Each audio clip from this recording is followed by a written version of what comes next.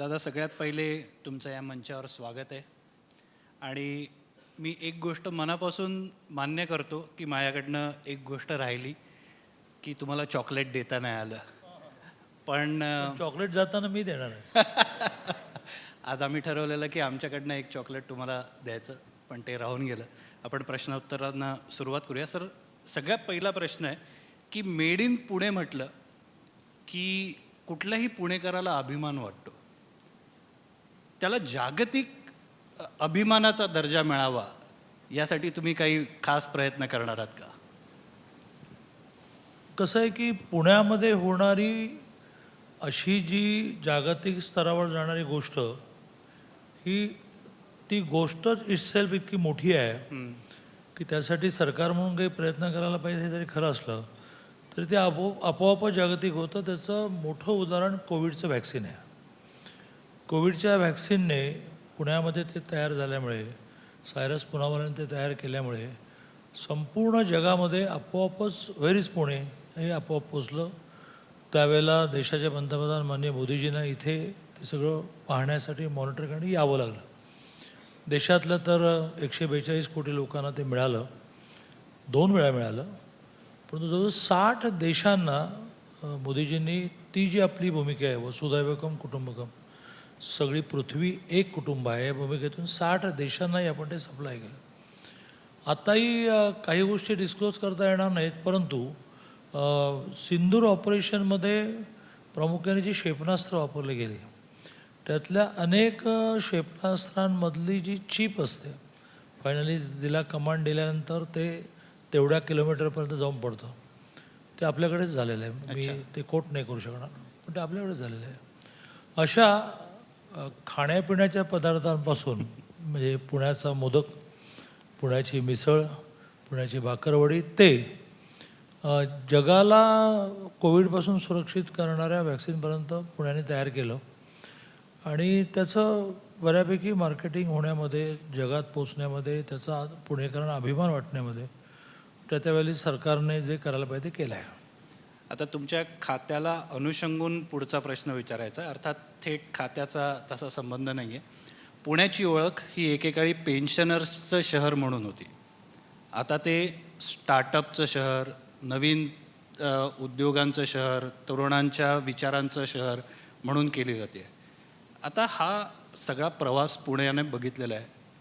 तर या 2 भिन्न संस्कृती किंवा विचारसरणी यांच्यामध्ये जो गॅप आहे तो गॅप भरून काढण्यासाठी तुम्ही काय ब्रिजिंग कोर्स सुरू करण्याचा विचार करताय का? तुम्ही म्हणाल ते खरं आहे की आजही मोठमोठे सैन्यातल्या अधिकाऱ्यांसहित आयुष्यभर खूप व्यवसाय करण्यासाठी जगभर फिरणारे उद्योजक अशा सगळ्यांचं आयुष्याच्या शेवटी पुण्यामध्ये येऊन राहणं असं एक मोठं सेंटर झालेलं आहे.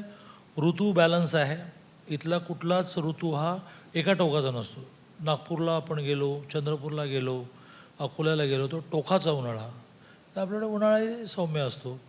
मग मुंबईमध्ये आपण गेलो तर 1-2 वेळा तर पावसाळ्यामध्ये पूर्ण मुंबई कोलॅप्स होणारच, असा पावसाळ्याचा विषय असेल, असाच हिवाळ्याचा विषय असेल. हे सगळेच सीझन बॅलन्स आहेत. कंपॅरेटिव्ह शेवटी प्रत्येक गोष्ट ही तुलनात्मकच ठरते. कंपॅरेटिव्हली सेफ शेअर मानलं जातं. याच्यामध्ये क्राईम होत नाहीत का? होतात. परंतु त्याचं कंट्रोलिंग, वेळेत कळणं, घटना घडल्यानंतर शोध लवकर लागणं, अशा सगळ्या अर्थाने पेन्शनरचं हे शहर आहे. पण तुम्हीच आता उल्लेख केल्याप्रमाणे आता सॉफ्टवेअर इंडस्ट्री असेल किंवा वेगळ्या प्रकारचे मेकॅनिकल प्रॉडक्ट असतील, मगाशी त्याचा मी क्षेपणास्त्रातली चिप म्हणून उल्लेख केला, अशा कितीतरी गोष्टींमुळे रोजगार पुण्यामध्ये प्रचंड निर्माण झाला. आणि त्यामुळे एका बाजूने मोठ्या प्रमाणावर इथला तरुण, बाहेरून आलेला तरुण, अशी तरुणांची संख्या ही मोठी वाढली. आणि त्यामुळे पेन्शनरांचं शहर असं त्याचं स्वरूप न राहता उद्योगी शहर, उद्योग करणारं, सतत काम करणारं, मग मेडिकल हब होत चाललं, एज्युकेशनल हब होत चाललं, इंडस्ट्रीचं हब होत चाललं, व्यापाराचं हब होत चाललं. इथे काय मिळत नाही. आता मुद्दा तुमचा आहे तो 2 संस्कृत्यांचा आणि त्याचा शिक्षणामध्ये काही अंतर्भाव करता येईल. तर नवीन शैक्षणिक धोरण माननीय मोदीजींनी 2020ला आणलं.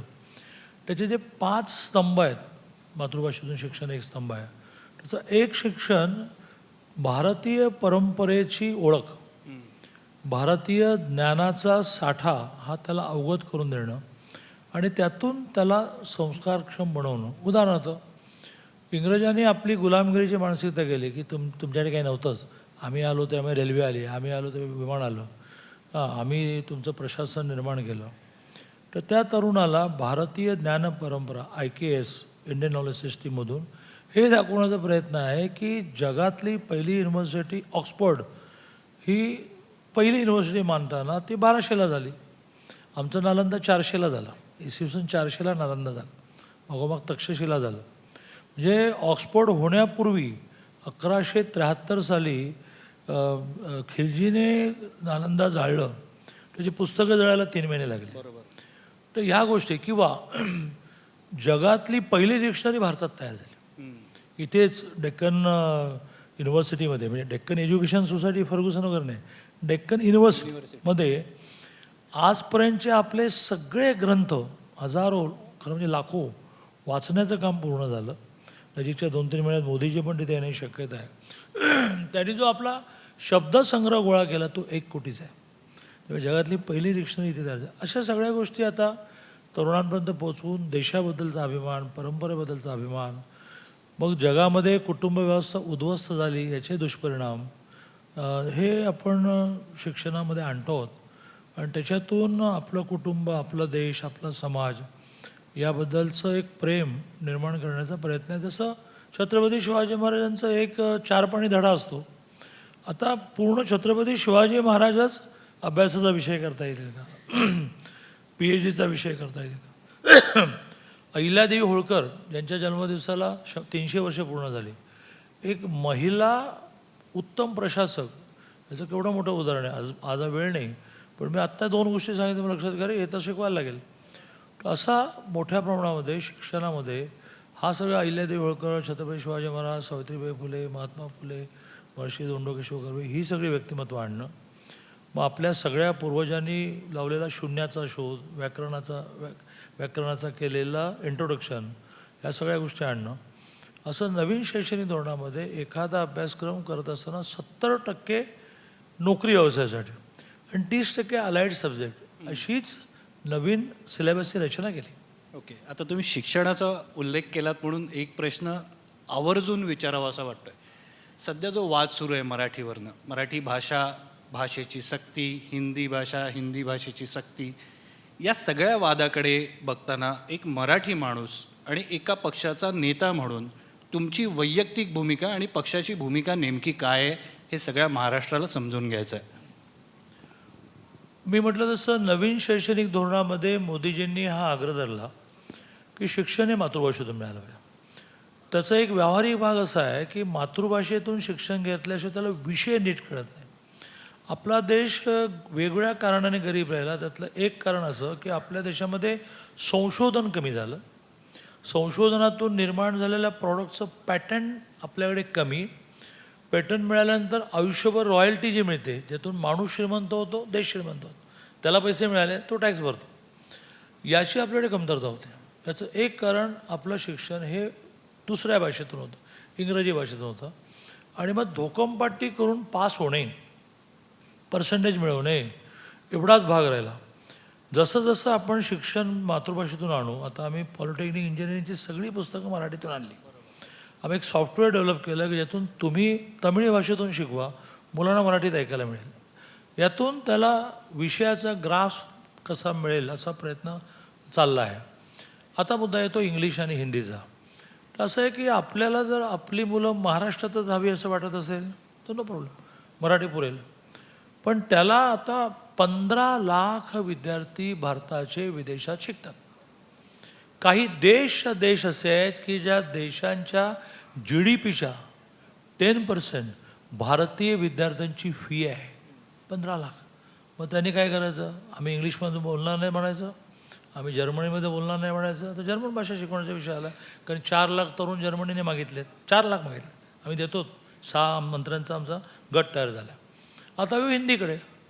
जर देशामधले 55% पॉप्युलेशन, 55% हे हिंदी भाषिक आहे, उत्तर प्रदेश, बिहार, हरियाणा, हिमाचल, राजस्थानपासून, मग आणि ज्या मुंबईत आम्ही राहतो त्या मुंबईमध्ये 1.5 कोटी पॉप्युलेशनमध्ये 60 lakh not less than that हे अमराठी आहेत.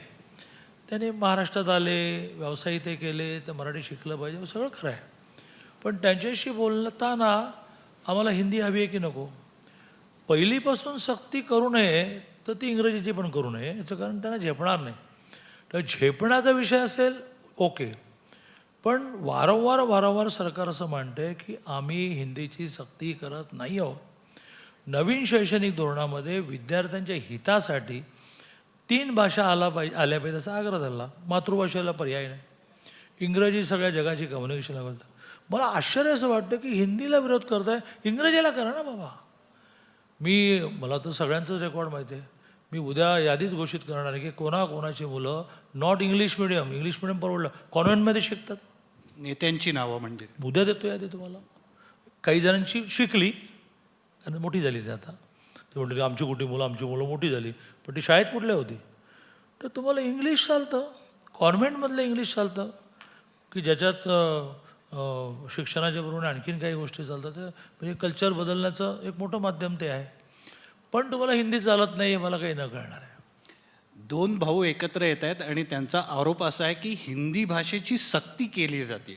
त्या सक्तीच्या आम्ही विरोधात आहोत. आणि जे मोर्चा निघणार आहे 2 भावांचा एकत्र येऊन, त्या मोर्चाबद्दल आपलं काय मत आहे?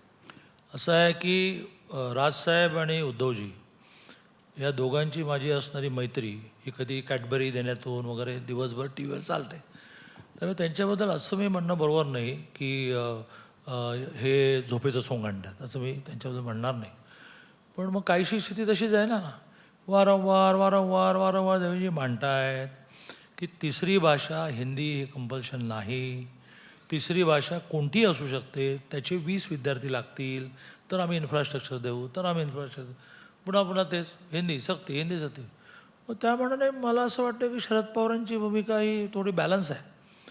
त्यांनी असं सांभाळत असं म्हटलेलं आहे की मी जो फिगर मांडली ती त्यांनी मांडली की 55% हिंदी भाषिक जर असतील आणि आमच्या मुलांना संपूर्ण देशभरामध्ये संवाद करायचा असेल तर पहिली तेच होती नको 5वीपासून कंपल्शन करा, किंवा कंपल्शन शब्द ते फार हुशार आहेत. 5वीपासून त्यांना हिंदी शिकवा. म्हणजे त्यांना वाटतं 5वीपासून शिकवा. देवेंद्रजींना बिलकुल वाटत नाही की पहिलीपासून कंपल्शन करा. सगळ्यांना म्हणून वाटतं आहे की हिंदी भाषा आली पाहिजे. ठीक आहे, जर्मन शिकवायला तयार आहोत आपण, फ्रेंच शिकवायला तयार आहोत, इंग्रजी भाषेमध्ये पोरांना शाळेत घालतो आहोत. आणि एवढा हिंदीचा विरोध कुठून आला मला काही कळत नाही. मग ह्या मंचावरनं तुम्ही एकदा जाहीर करून टाका की जी भूमिका विरोधी पक्ष मांडतायत की हिंदी सक्ती केली जाते तसं मुळात नाहीच आहे. जी भूमिका सांगितली जाते ते सरकार स्पष्टपणे सांगते आणि कदाचित विरोधी पक्षांना त्याचा चुकीचा अर्थ लागतोय असं सांगत का नाही? मग असे म्हटल्याप्रमाणे झोपलेल्याला उठवणं सोपं असल्यामुळे मी काय आत्ता तुम्ही वेळ द्याल तेवढ्या वेळा रिपीट करतो. पण शेवटी या राज्याचे मुख्यमंत्री वारंवार म्हणताय, दादांना शिक्षणमंत्री या नात्याने उद्धवजींकडे पाठवलं, राजसाहेबांकडे पाठवलं, समजावून सांगितलं की हा त्रिभाषा फॉर्म्युला काय आहे. जो त्रिभाषा फॉर्म्युला उद्धवजींनी मुख्यमंत्री असताना स्वीकारला आहे. हां, ते वाचत नसतील कारण ते त्यावेळेला घरूनच सगळं चालवायचे. पण माशेलकरांच्या अध्यक्षतेखाली जी समिती झाली नवीन शैक्षणिक धोरणाची, त्याचा माझ्या व्हॉट्सअपवरचा पॅरेग्राफ दाखवतो की ज्याच्यामध्ये माशेलकरांनी अतिशय स्पष्ट शब्दात म्हटलेलं आहे की पहिलीपासूनच आपल्याला 3 भाषांची सक्ती केली पाहिजे, तर मग त्या लहान वयात ते पिकअप करतील. मग तुम्ही स्वीकारलं कशासाठी? तुम्हाला जास्त दिवस सरकार चालवायला मिळालं नाही, त्यामुळे तो रिपोर्ट आम्ही इम्प्लिमेंट करतो. इम्प्लिमेंट करताना देवेंद्रजी जनभावनांचा विचार करतात, त्यामुळे तो रिपोर्ट स्वीकारलेला असतानाही, कारण तो तसं इम्प्लिमेंट केला पाहिजे, स्वीकारलेला असताना ते वारंवार म्हणत आहेत की हिंदी कंपल्शन नाही. आपण पुण्याच्या विषयाकडे पुन्हा येऊया. आणि पुण्याकडे बघताना किंवा पुण्यामध्ये आल्यानंतर दरवेळेला असं वाटतं की हे शहर बदललेलं आहे. वाहतूक कोंडी या शहराचा सगळ्यात मोठा प्रश्न बनलेला आहे. ती सोडवण्यासाठी नेमकं काय केलं पाहिजे असं तुम्हाला प्रामाणिकपणे वाटतं? कसं आहे की प्रश्न उपस्थित करत असताना प्रश्नाचे बॅकग्राऊंडसुद्धा मांडली पाहिजे. मी 82पासून पुण्यात यायला लागलो, जरी मला पुण्याच्या बाहेरचा म्हणत असले तरी, आणि 2दा पुणे पदवीधर ज्याच्या नावातच पुणे आहे असं 12 वर्ष आमदार असता नाही मी बाहेरून आला असं लोक म्हणतात. पण 82ला महाराष्ट्र, विदर्भ, गुजरात, गोवा या 4 राज्यांचा मी विद्यार्थी परिषदेचा संघटनमध्ये झालो आणि दर 4 महिन्याचं माझी सायकल होती. महाराष्ट्र, विदर्भ, गुजरात, गोवा, महाराष्ट्र, गुजरात, गोवा.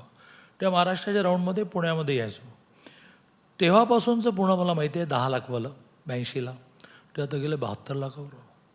तेव्हापासूनचं पुन्हा माहिती आहे की मुलगी 2 व्हीलर चालवणं म्हणजे बघत बसायचं मी टकाटका पोरगी चालवते का. त्या शहरामध्ये वाहनाची संख्या झाली 53 लाख. शहर तेवढंच आहे, वाढीव गावाबिव तुम्ही घेतलीत पण मूळ शहर तेवढंच आहे. मग तुम्ही 10 लाखाचं पॉप्युलेशन 72 लाख करता. हां, इक्का दुक्का स्कूटर चालवणारी महिला आता स्कूटरशिवाय त्याचं चालतच नाही, ती वाहनं 53 लाख जातात. या दिवाळीमध्ये लक्ष्मीपूजनाला आणि पाडव्याला एका दिवशी रजिस्टर झालेले वाहनं 18,000 आहेत. एका दिवशी 18,000. ठीक आहे, सण म्हणून आहेत म्हणजे रोज वाहनांची होत. अशा वेळेला काय आता आकाशातून वाहनं चालवायची का? हा प्रॉब्लेम मुंबईला झालेला आहे. पण मुंबईला समुद्रकिनारा आहे, त्यामुळे मुंबईत आत्ता समुद्रातली सर्व्हिस सुरू होते. मुंबईहून आपण मालवणला 4 तासात जाणार आहोत. आता इथे कुठे समुद्रकिनारा आणूया. किंवा आम्ही विद्यार्थी चळवळीत असताना गमतीने म्हणायचो की मराठवाड्याला समुद्र मिळालाच पाहिजे, तसं पुण्याला मिळायला पाहिजे असं म्हणूया का. त्यामुळे ही इथली जनता ही रोडवरून जाये करणार. आता तुम्हाला बरं मुंबईमध्ये लोकल आहे, त्या लोकलने जवळजवळ 50% पॉप्युलेशन प्रवास करतं, ती इथे नाही. आता ती मेट्रो आली. मग जेवढ्या म्हणून अशा पर्यायी व्यवस्था उभी करता येईल त्या करायला लागतील. त्यातली मेट्रो 2009पासून रखडली. 14ला मोदीजी आल्यानंतर आणि देवेंद्रजी मुख्यमंत्री झाल्यानंतर तिला स्पीड मिळाला. 33 किलोमीटरचा मेट्रोचा ट्रॅक पूर्ण झाला. रोज प्रवास करणारे मेट्रोने हे 2.25 लाखापर्यंत गेले. शिवाजीनगर हिंजवडीचा पुन्हा 23 किलोमीटर पूर्ण झाला की आणखीन 1 लाख लोक प्रवास करतील. आणि परवा जो पॅच आपला सँक्शन झाला तो झाल्यानंतर आणि तो पूर्ण व्हायला साधारणतः 29 उजाडेल तो, कारण आत्ता सँक्शन झाला, आता टेंडर निघेल वगैरे. त्यानंतर 8 लाख लोक हे मेट्रोने प्रवास करतील. तोपर्यंत पुण्याची लोकसंख्या 72 लाखाहून 1,02,00,000 होईल. त्याचं काय करायचं. आणि त्यामुळे हा न संपणारा प्रश्न आहे. आणि त्यामुळे मेट्रो झाली की पुणेकर नागरिकांनी स्वतःचं वाहन बाहेर काढू नये हे पुणेकरांना सांगणं फार अवघड आहे. मग तो म्हणेल की बा मी स्टेशनपर्यंत कसं जाऊ. तर मेट्रोचं चाललं आहे, टेंडर काढतात बहुतेक ते स्मॉल बसेसचं की जे मेट्रो स्टेशन ते घर अशी सर्व्हिस सुरू करतील. मी एक प्रयोग पुणे स्टेशनजवळ प्रीपेडचा केला, प्रीपेड रिक्षा सक्सेस झाला. मेट्रोवाल्यांचा फॉलोअप चालला आहे की तो मी मेट्रो स्टेशनला करावा. असं करत करत पुणेकरांना जर आपण ही सवय लावली की आता मेट्रो हेच आपलं वाहन आहे. पुण्यामध्ये बेस्ट सर्व्हिस खूप चांगली, ती बरोबर वेळेवर येते. PMPLच्या बसेस आपल्याकडे कमी आहेत. 3500 PMPLच्या बसेस झाल्याशिवाय आपल्याला बसेसची रिक्वायरमेंट पूर्ण करता येते. त्यात 2100 आहेत. आता नव्याने आपल्याला 400 मिळाल्या. त्या सगळ्याच्या सगळ्या डिझेलवर नसाव्यात हा मोदीजींचा आग्रह आहे. आणि त्यामुळे यातल्या जवळजवळ 2100पैकी 1800 हळूहळू CNGवर गेल्या, इलेक्ट्रिकवर जात आहेत, CNGवर गेल्या, इलेक्ट्रिकवर जातील, हायड्रोवर जातील. मग हे जे पब्लिक ट्रान्सपोर्टेशन आहे ते 0 प्रदूषण करेल, 0. मग तुमच्या वाहनांचं प्रदूषण व्हायचं ते होईल. तसं 3500पर्यंत बसेस जाणं, मेट्रोचे सगळे ट्रॅक पूर्ण होणं. आणि असं मी म्हणणार नाही की पुण्यामध्ये येणारं पॉप्युलेशन कमी केलं पाहिजे. भारतात आपण कुठेही जाऊ शकतो. जम्मू काश्मीरमध्ये जाऊ शकत नव्हतो, ते आता जायला लागलो. त्यामुळे त्या वेळेला जे वाढून ठेवलं जाईल त्याच्यावर उत्तर शोधत जाऊ. बरं, एक लव्ह स्टोरी पुण्यातली किंबहुना महाराष्ट्रातल्या सगळ्याच शहराची खूप गाजते, खास करून पावसाळा आल्यावर. ती म्हणजे रस्ता आणि खड्डे. तर ही लव्ह स्टोरी कशी मोडणार. मला असं वाटतं की तोच मुद्दा मी पुन्हा उपस्थित करेन. मी तुम्हाला दोष देत नाही, पण प्रश्न उपस्थित करताना बॅकग्राऊंड ही माहिती झाली पाहिजे की मे महिन्यात एवढा पाऊस कधी पडला होता का. वळीव म्हणता म्हणता शेवटी हवामान खात्याला डिक्लेअर करावं लागलं की मान्सून आला. अरे मे महिन्यात कसं काय मान्सून आला, पण तो आला. आणि त्यामुळे पावसाचं प्रमाण वाढलं, अवेळी पावसाचं प्रमाण वाढलं. आणि मला कधीच अशी सवय नाही की तुम्ही दुःख सांगितलं की मला म्हणायचं की बा माझं दुःख किती मोठं आहे. दुबईसारखं शहरही पाण्याखाली गेलं. आता चीनमधल्या काही शहरांमध्ये मोठ्या प्रमाणावर ट्रॅफिक सगळं वाहनं पाण्याखाली गेली. मग तिथे जातं, मग इथे काय बिघडतं असं मी म्हणत नाही आहे.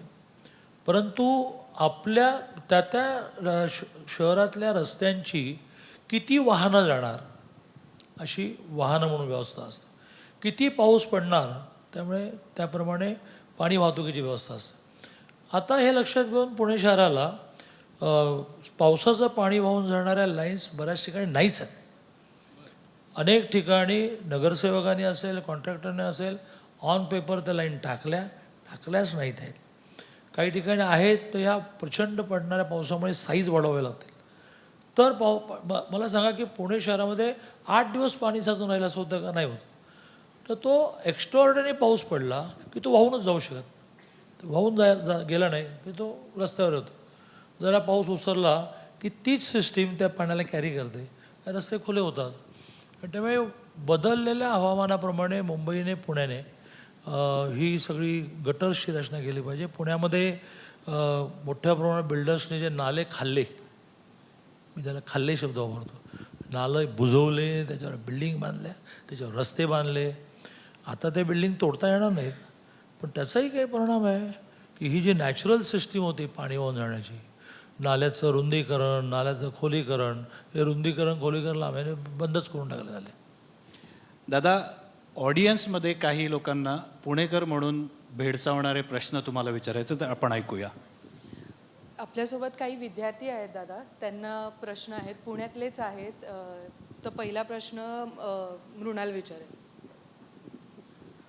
नमस्कार दादा, माझं नाव मृणाल मुळे, मी लॉची विद्यार्थिनी आहे. मुळे नाही दादा, सध्या मॅनेजमेंट प्रोसेस जी चालू आहे म्हणजे ॲडमिशनची प्रवेश प्रक्रिया, तर त्याच्या म्हणजे त्याला काय म्हणतात प्राधान्य मिळत आहे सध्या, तर त्यावर काही उपाययोजना करणार आहात? त्याला प्राधान्य सध्या मिळत आहे मॅनेजमेंट प्रक्रियेला, तर त्याच्यामध्ये मेरिट सिस्टीम येणार का, किंवा काय त्यावर योजना असेल पुढे? म्हणजे MBAला जास्तीत जास्त मुलांना ॲडमिशन्स मिळाव्यात म्हणून काय करता येईल असं विचार? नाही, मॅनेजमेंट कोट्यातून ॲडमिशन. मॅनेजमेंट कोटा हो, मला वाटलं की मास्टर ऑफ बिझनेस ॲडमिनिस्ट्रेशन वगैरे म्हणतात. मॅनेजमेंट कोठ्यामध्ये आपल्याला काल वाचायला मिळालं असेल की अतिशय कठोर निर्णय आपण केला. एक तर तुम्ही जर स्टडी केला असेल, माझी हात जोडून सगळ्या समाजाला विनंती आहे की सरकारचा निर्णय हा ते हिंदीसारखा पर्कोलेटच होत नाही, झिरपतच नाही. तर पहिला तर आपण निर्णय केला की ह्या वर्षापासून कॅप 1, कॅप 2, कॅप 3, कॅप 4 पण होणार, जेणेकरून कॅप 1, कॅप 2, कॅप 3मध्ये ज्या ॲडमिशन्स उरायच्या त्या मॅनेजमेंटवाले त्यांना पाहिजे तशा विकायच्या. प्लस 20% मॅनेजमेंट कुठं आहे, मी कॅप 4 केला. आता मॅनेजमेंटला 80% काही शिल्लकच उरणार नाही, अगदीच किरकोळ उरेल.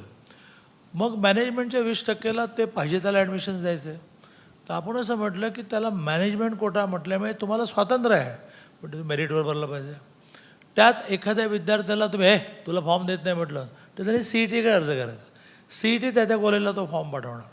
आणि मॅनेजमेंट कोट्यामध्ये आलेले जे अर्ज आहेत त्याची मेरिट लिस्ट तयार करून त्यांनी ती पब्लिश केली पाहिजे असं कंपल्शन केलं. मग त्यांना त्याचं ॲडिशनल त्यांची बरेच दिवसांपासून मागणी मान्य केली, जी मेडिकलला ऑलरेडी होती, की तुम्हाला मॅनेजमेंट सीटमध्ये 3 पट जास्त फी घेता येईल आणि NRIला 5 पट जास्त घेता येईल. का?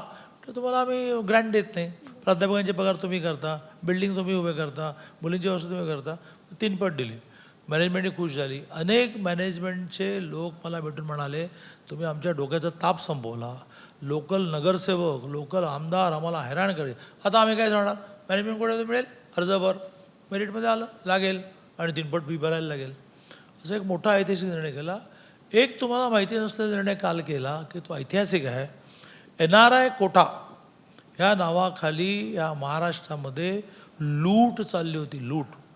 कधीतरी हळूच कोणीतरी NRIची व्याख्या बदलून टाकली आणि त्यामुळे माझा काका विदेशात सेटल झाला, मी त्याचा लांबचा पुतणे आहे असं म्हणून मी NRI असं म्हणून ॲडमिशन घेतली जायची. एजन्सीज अपॉइंट झाल्या. आम्ही NRIची व्याख्या केंद्राच्या परराष्ट्र खात्याच्या फॉरेन पॉलिसीशी NRIची व्याख्या जोडली. यावर्षी कोणाही फेक NRIला ॲडमिशन मिळणार नाही. खरा NRI त्याला ॲडमिशन मिळेल, त्यांच्या सीट होतं ब्लँक जातील. असे 2 महत्त्वाचे निर्णय केले, त्यामुळे मॅनेजमेंट कोट्यामध्ये मिळेल. पण जो मॅनेजमेंट कोट्यासाठी थांबतो त्याने बहुधा एवढा हेवी कोर्स घेऊच नाही असं माझं मत आहे. कॅप 1मध्ये नाही मिळालं, कॅप 2मध्ये नाही मिळालं, कॅप 3मध्ये नाही मिळालं, कॅप 4मध्ये नाही मिळालं, आता कमी पर्सेंटेज मॅनेजमेंटवर मिळाला. तर झेपेल कसा कोर्स तो हे मला काही कळतच नाही. धन्यवाद दादा, तुम्ही या मंचावर आलात आणि मनमोकळेपणाने उत्तरं दिलीत, तुमचं विजन मांडलं. आपण पुढच्या कार्यक्रमाकडे जाऊया. मी तृप्तीला विनंती करतो की पुढच्या कार्यक्रमाकडे. NDTV सारख्या चॅनलवर मला येण्याची संधी दिली त्याबद्दल खूप धन्यवाद. थँक्यू. खूप खूप धन्यवाद कॅबिनेट मंत्री चंद्रकांत पाटील सर यांना.